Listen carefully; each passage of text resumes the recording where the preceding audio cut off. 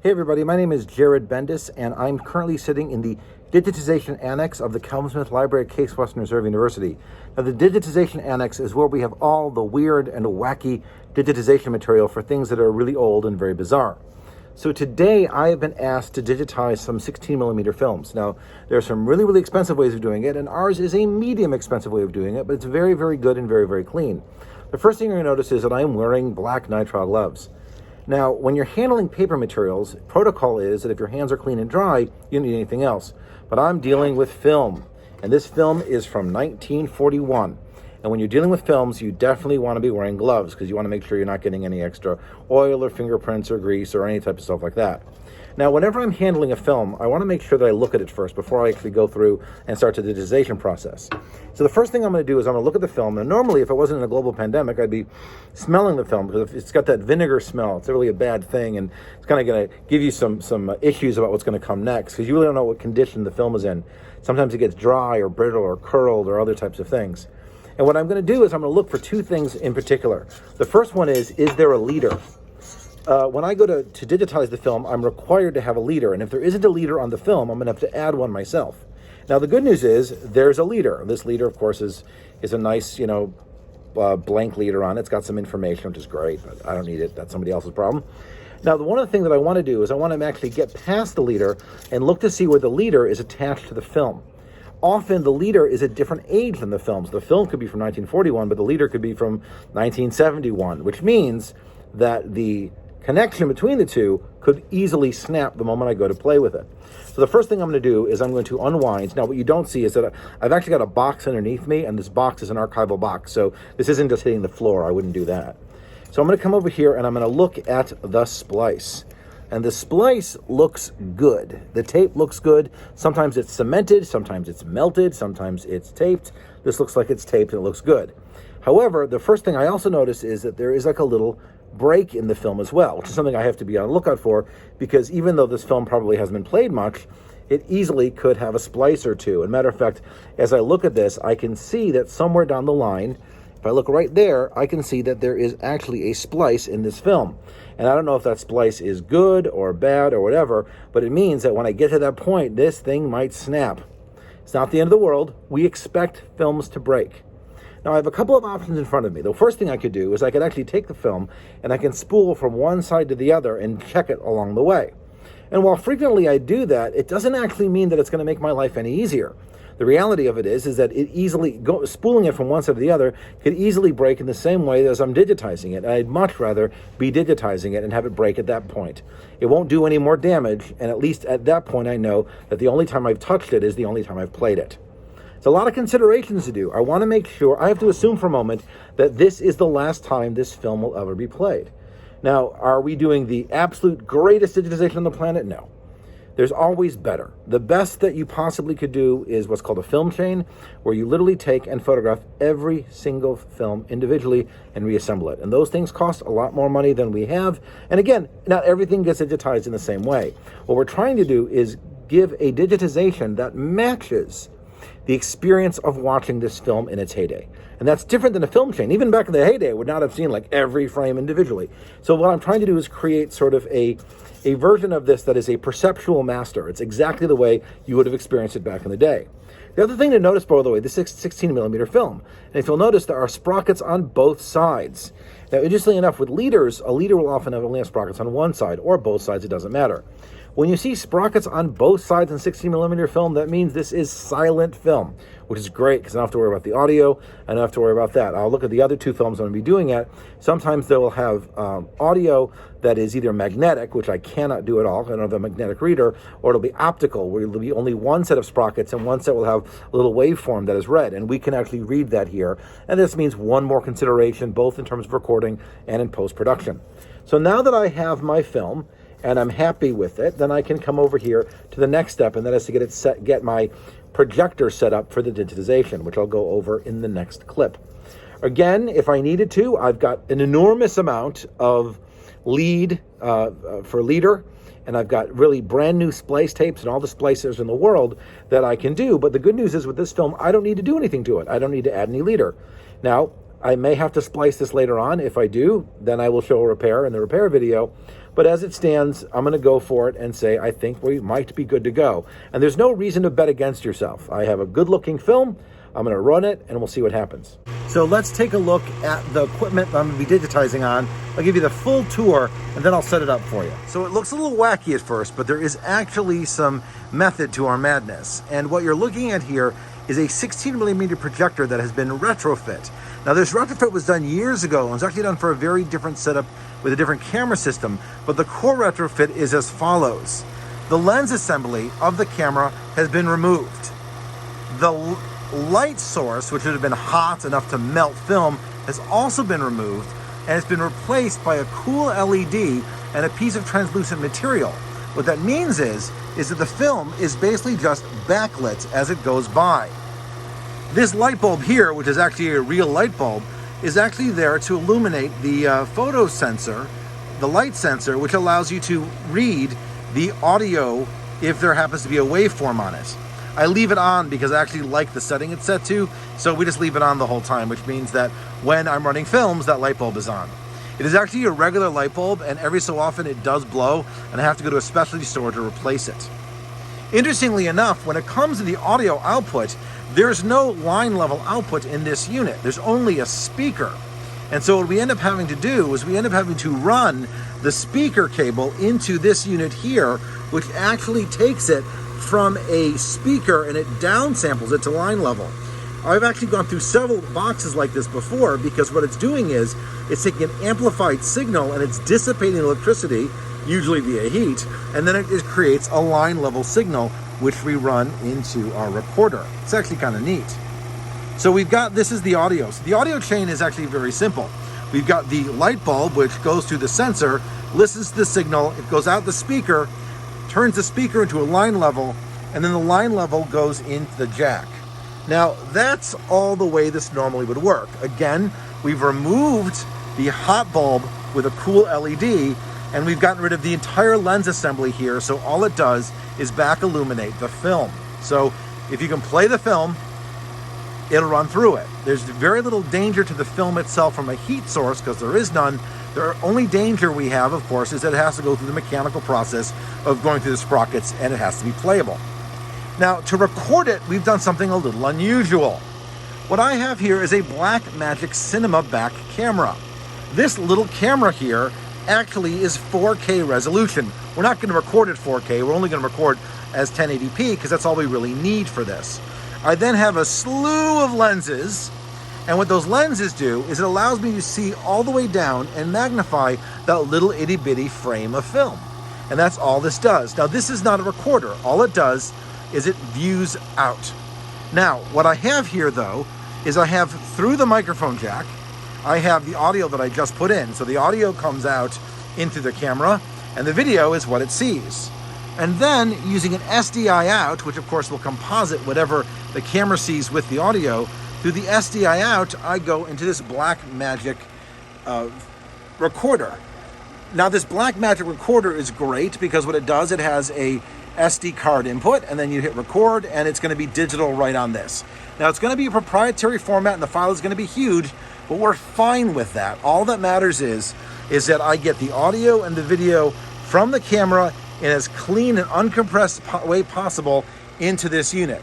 Now it's not totally uncompressed. Uncompressed video is insane, but we use a very, very large codec, which is going to give us as clean as we can get.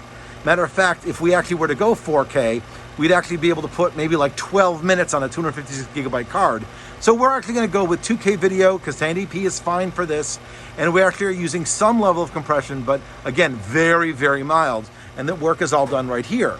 What you'll notice is there's no computer. This is a computerless system. We'll post-process in the computer, but there's no computer at all. So that's the way the system works. Now we have one other thing, which is I have the HDMI coming over here, and this is a monitor. And what this monitor allows me to do, it allows me to see what the camera sees. And I need to do this for two reasons. The first is I want to be able to set my levels, make sure that I'm setting my luminosity properly, so make sure this isn't too bright or this isn't too dark. It also lets me set my focus. Now right now you're like, wait a second, is there a film in there? And actually this is my trick. I have taken a piece of 35 millimeter film and I've just stuck it into the film gate. It's not moving by, and because it's not moving by, it gives me the opportunity to, by hand, come over here, adjust both the focus and the zoom until I'm perfect with what this looks like. And this is done by hand. This allows me to make a decision about what the level of focus and the zoom is going to be like. If you'll notice that with the 16:9 window, I've wasted some space, and that's acceptable. We know we're going to waste some space. We know we're not going to get the full 1080p out of this, and that's, again, very close to what we're looking at. If I back up a little bit, you're going to notice a couple other things that I want to take you on the tour with. The projector itself is actually on these little rubber bases, which does some vibration dampening, and separate from that, the camera is also on a tripod with vibration dampening as well. And this is very important because we want to make sure that we can get everything. We don't want the vibrations of the projector to vibrate the camera. And this is a good enough to really get some of that vibrations out of there. Lastly, I want to show you my little jury rig. And I'm not going to lie, this is a jury rig. And what you've got here is a tripod mounted upside down at an extreme angle. I need the extreme angle so that I can get a large enough film to sit here without hitting the tripod. I also need to be able to slide back and then slide far enough in to be able to see. And the way I've done this is I've created two tripod heads, and these are micro adjustments.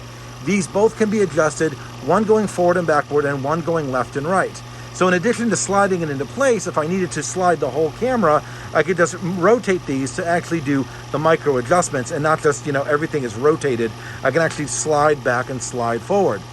This is an art form. There's no question about this. Getting everything adjusted perfectly is tricky, and it's done a little bit different every time, and that's okay. And that's because each film is a little bit different anyway.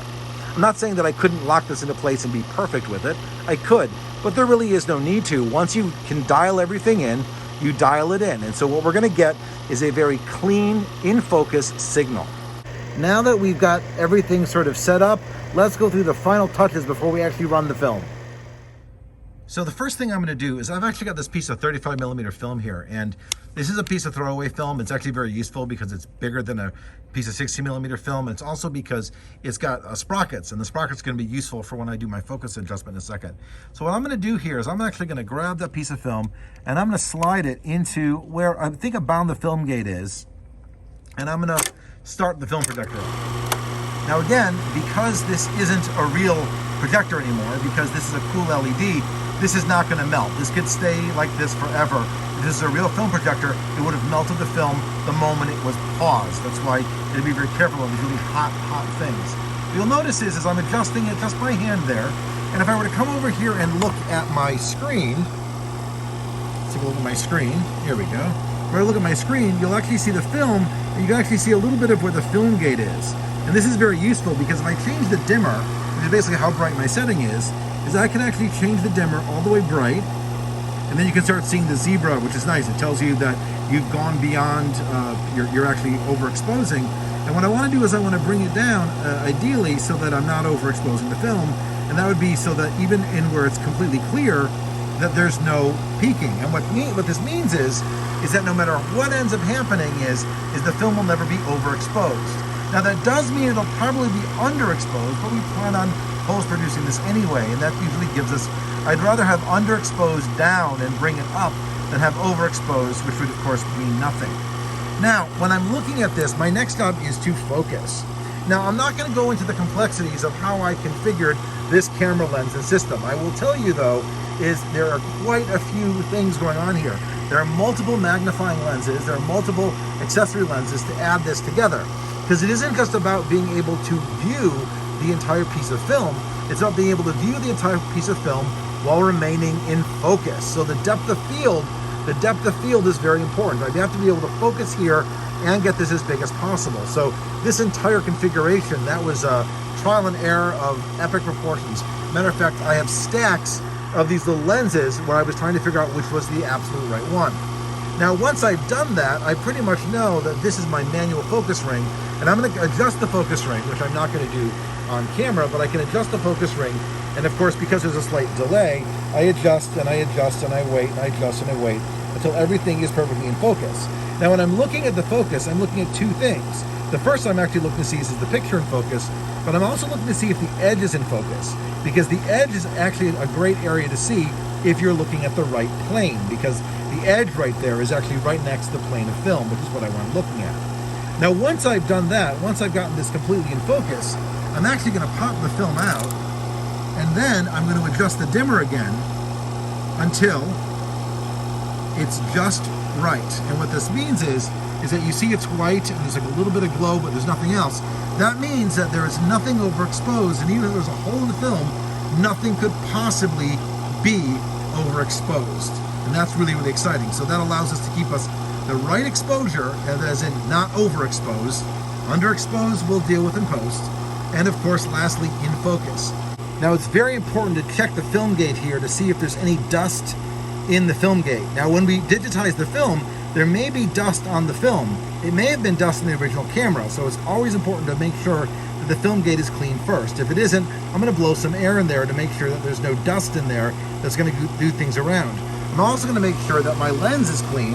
That's actually a separate cleaning procedure. You always want to do this, by the way, before you finish your focus, because obviously anything you touch could knock something out of whack. And then, now that I've got this all good to go, I can load up my film. Now, we're really lucky here. There's a huge amount of leader on this film. So I can come down, bring it over, bring it under, bring it around, and put it under and around. And of course, you want to make sure there's enough leader. If there isn't, you add some. And again, never hurts to have enough leader. And there it is. It's all good to go. So all I have to do is hit play the film. Before I do that, I'm going to come over to my recorder, which is all set up and ready to go, and I'm going to hit the record button, and now it is recording at 1080p, 24 frames a second. Now, the good news is the projector's 24 frames a second, the camera's 24 frames a second, everything's 24 frames a second. We will get no flicker. All right, the moment of truth. Now, before I hit play, I need to watch what's going on. I don't want to watch here. If this is here, it's fine. Anything bad I'm going to see is going to be here, but mostly this is a mechanical issue. I need to make sure that mechanically nothing bad happens. So I'm mostly going to stare one eye open on the screen, but mostly to make sure that the film is going through properly. All right, 1, 2, 3.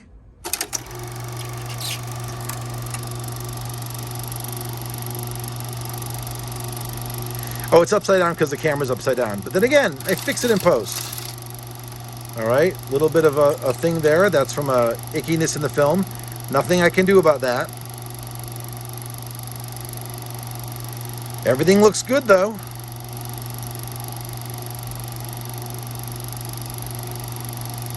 Oof, this is great. No problems. I like no problems. No problems makes me happy. You know what? I'm going to feel a little gutsy. Let's go over and take a look at the recorder while this is doing this.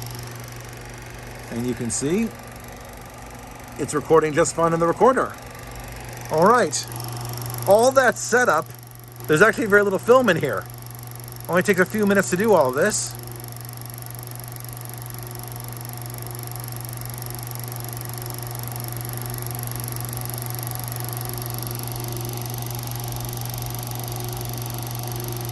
I know the temptation is always to do this,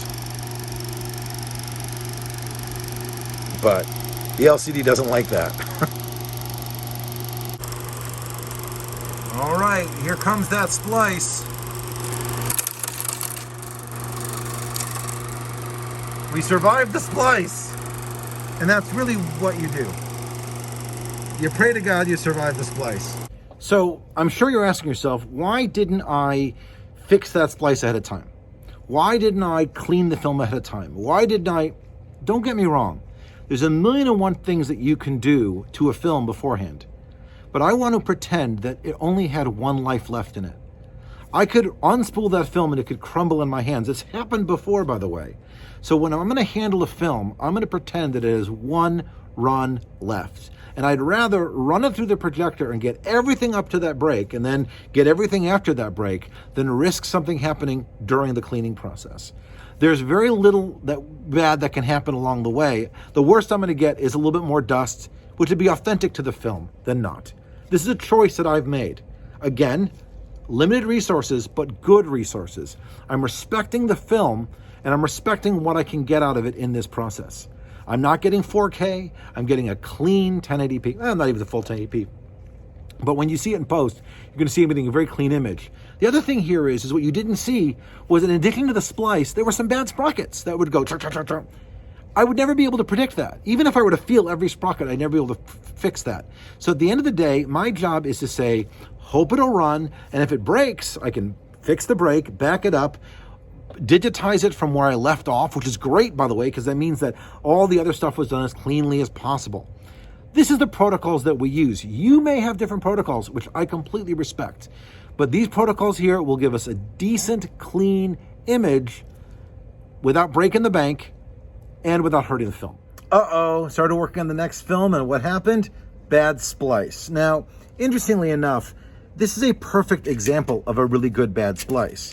The idea being here is, if you look at this, that is a clean break because it's already been cut well. Interestingly enough, though, I'm not going to use it. I'm not going to try to align the two clean pieces because that's not going to be a long-term solution. So I have to be very, very careful here because I am going to remove some film. Now imagine if it wasn't a clean splice. What if it was just a film break? Well, if it was a film break, I would actually have to remove all the bad film as well. You're always going to lose a few frames. It's 16mm film. It's from 1941. It's okay. In addition to that, I'm going to be using little splice tabs, little splice tape. Now the splice tape I'm using is actually designed for sound film, which means it only has holes on one side, which is fine. My projector only needs holes on one side.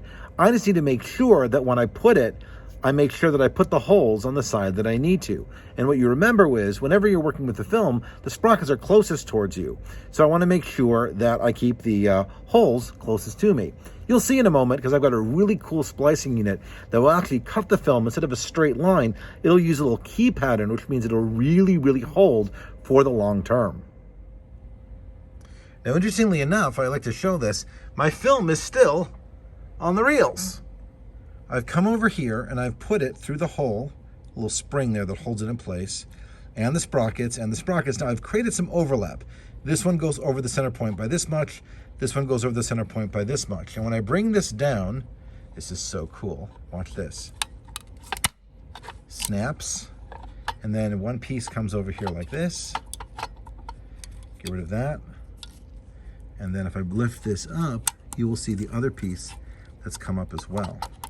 Lift that up. And now I've got a perfect little hole that will align when I put it together, and that's going to be really nice. Notice, by the way, that the holes are here. The sprockets are here, so when I put the tape on, it'll be nice there as well. I have to make sure that this thing is unwound, otherwise I'll create a loop in my film, which I don't want to do. So there it is, perfectly laid out, and the key is ready for some splice. So I have the little splice tape here, which is great because there's holes already in it. And see, there's already holes here as well. And what you do is you line up all the holes, and this is so cool because the holes go in like this, and then you hold it down and you grab the piece of tape underneath and you slide it out. And what that does, if I get this just right, everything's so slippery. This is the fun part with gloves. If you slide it out, the tape goes perfectly on the splice. And then if you do the other half and you slide it out, it goes there as well. And of course you want to press on it. But now the good news is because you lined up the holes and the holes are pre-punched, there won't be any problems when you do this. And I love that. Now, some people are like, one splice is good enough. But if I wanted to, I could come over here and I could flip the film over. And again, come over here like this. Again, this time make sure I know where the sprockets are. They're at the top now, as I've turned the film over. Put the holes, the sprockets in the holes. So fun. Lift it up. And then if all goes well, the tape will have a fixed right where it's supposed to be. And then I come in and pull the other one away, and the tape is where it's supposed to be. And now, dun dun dun, if I lift it up, what you're gonna find is that the splice is good on both sides. There's a little keyhole a little key in there, and the holes are already there for the sprockets. Now, is this perfect? It's pretty close. It's close as I'm gonna make it. Now, let's do the next part. Let's rewind the film back to where the splice was. So the nice thing about this projector is that you can load the film from the middle, which is great because you don't have to go all the way to the back to the beginning. When we do our 8mm, that's a whole different story. So I've got my splice right here. Come over and hit record. And I'm actually going to be looking forward to the splice because I'll be able to know that's my cut point. And you didn't even hear it.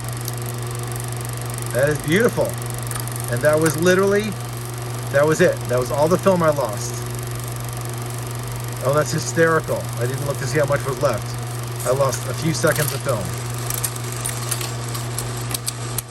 And that's what's funny about this. So I sincerely would have only done that entire splice for literally just that little bit of film. So I got a teeny little bit, but I left that, and there you go. So I'm willing to get everything I can as cleanly as I can, and that's the way this works. All right, I got one more film before I go back and do my post-production.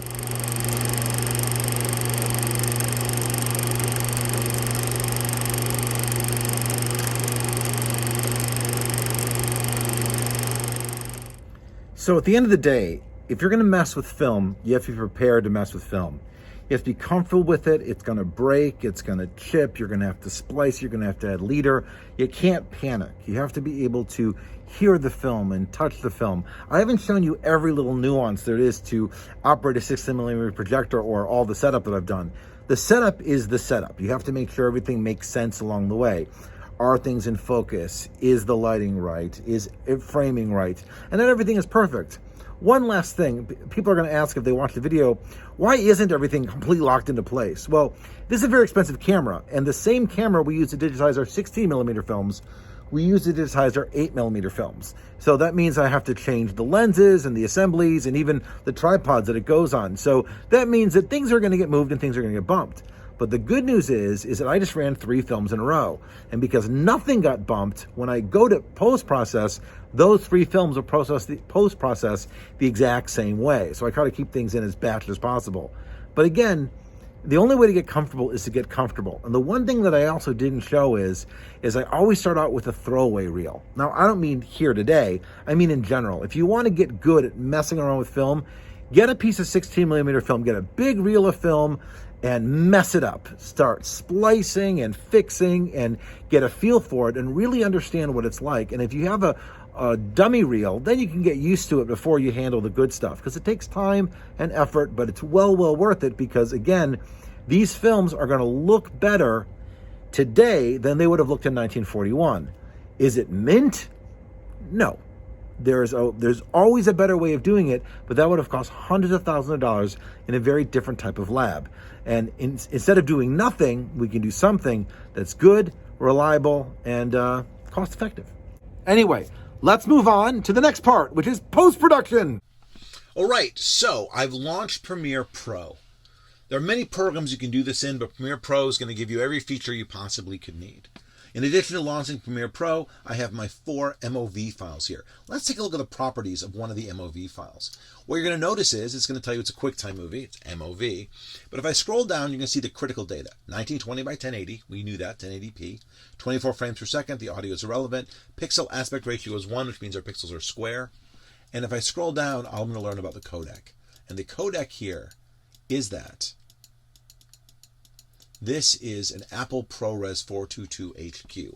This is the codec. Now, this is a great codec for capturing. My box doesn't capture uncompressed video, which is fine. If it captured uncompressed video, I would have to put an enormous hard drive in there to get the data. I would have to spend an enormous amount of time moving the data over, and I would never be able to afford to keep my raw data. At this point, if I wanted to, 10 gigabytes, I probably could keep this raw data file if I wanted to. The reality of it is when I'm done, I probably won't, because that's not what our goal here. Our goal here is to make a really, really clean version of this file, and that's what I'm going to do. But I'm going to talk to the people who I digitized this file for, and they will decide whether or not they keep the source file as well as the file that I'm going to work on. Now, this is really, really fun. I'm going to drag it in, and it automatically makes a new project. First thing I want to do is unlink the audio and the video, because I don't need the audio, because it's a silent file.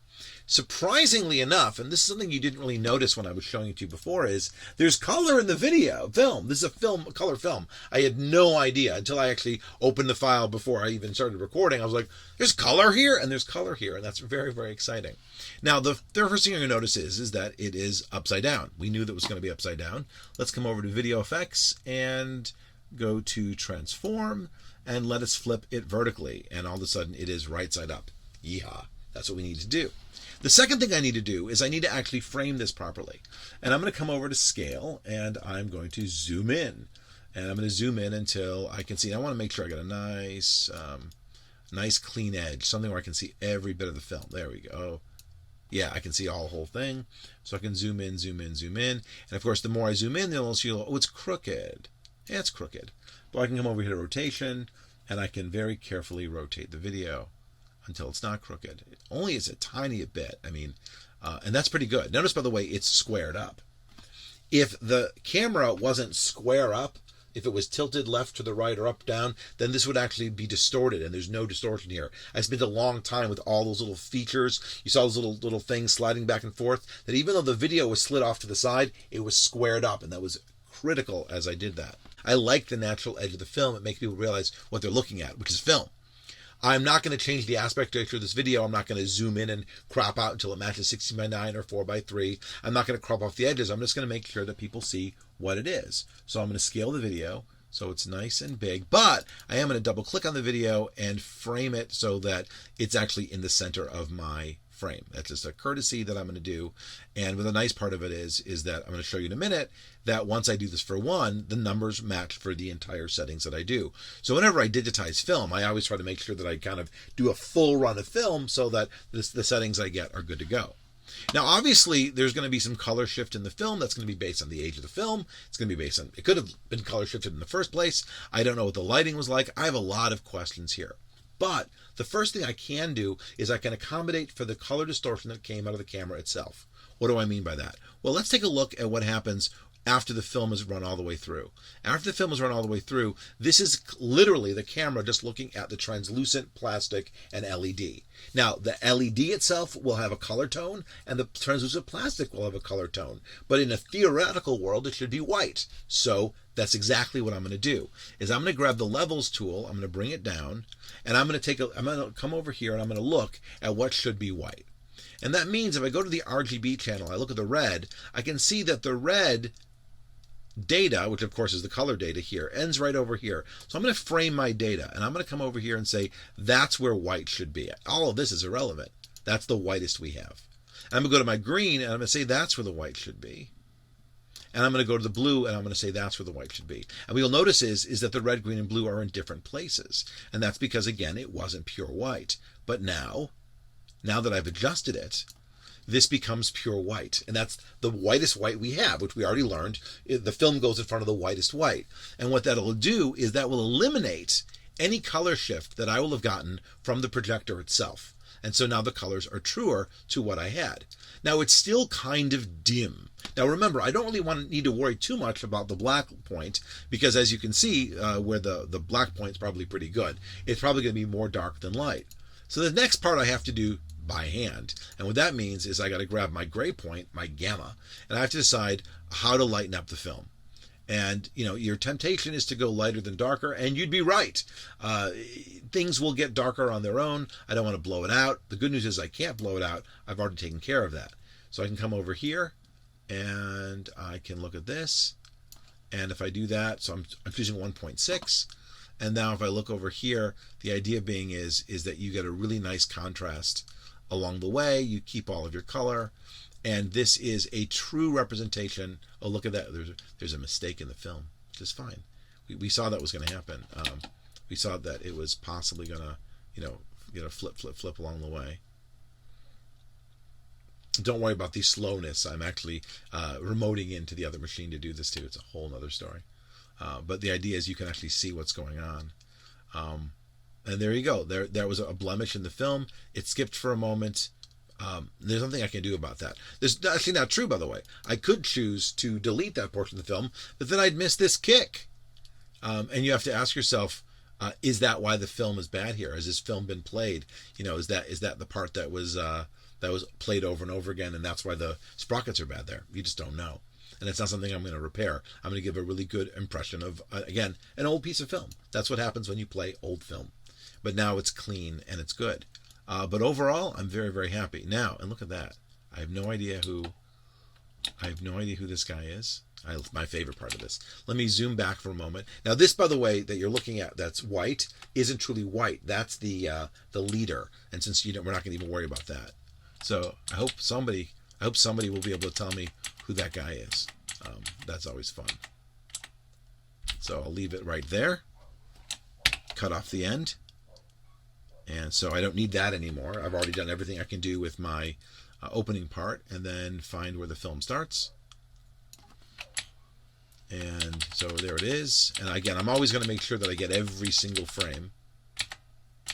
There we go. Start with the leader and delete that. And so there we have it. We have the complete film. Now that's really, really fun. So let me do this again. So I'm going to come over here and I'm going to say new sequence from clip. There it is.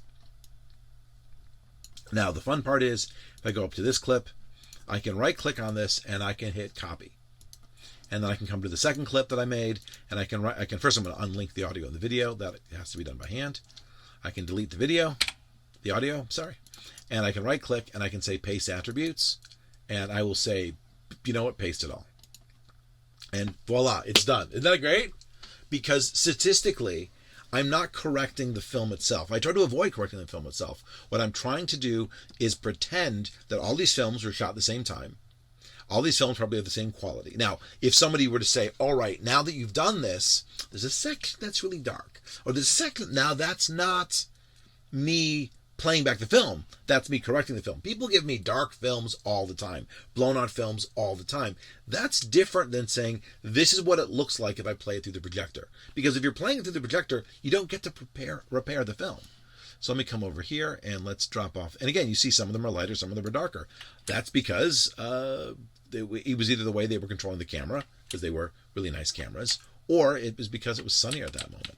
But I'm going for, again, a midline, enjoyable aesthetic experience. That's my job. Now, the last one is the one where the film is broken, and this is going to be so funny. So I'm going to come over here, and I'm going to do the same thing, new sequence from clip.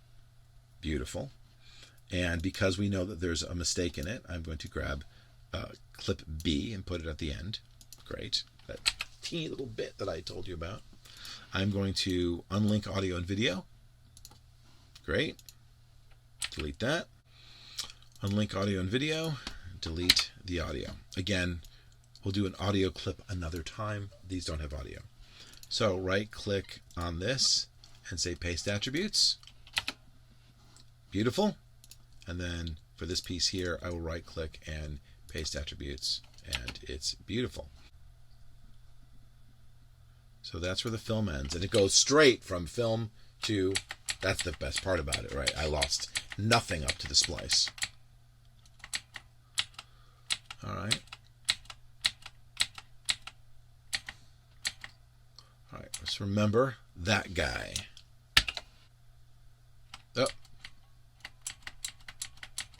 Oh, so this is nice. So the splice was actually at a scene change. So there's actually the splice that we cut into the next film. So I'll go one frame behind, cut right there, and then that is the end of that.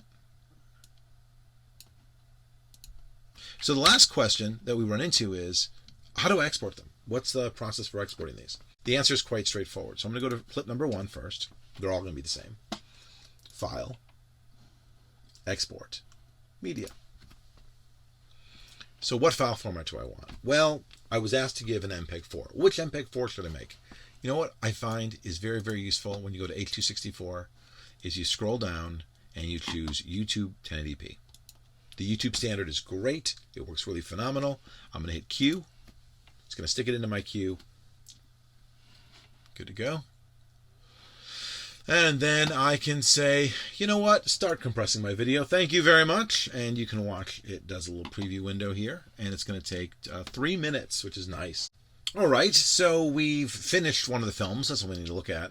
And what you're going to see is that the original film was 8.9 gigabytes. Yeah, it's really big for almost 7 minutes. The final version, by the way, is 688 megabytes, and it's a little under 6 minutes. So you can see sort of how I had a minute of sort of wasted time. That's before and after when I recorded. Well, there it is. Ready to go, ready to play, and that's how you digitize a movie. And my name is Jared Bendis. I'm the Creative New Media Officer for the Freedman Center for Digital Scholarship at the Kelvin Smith Library at Case Western Reserve University. Thanks for watching.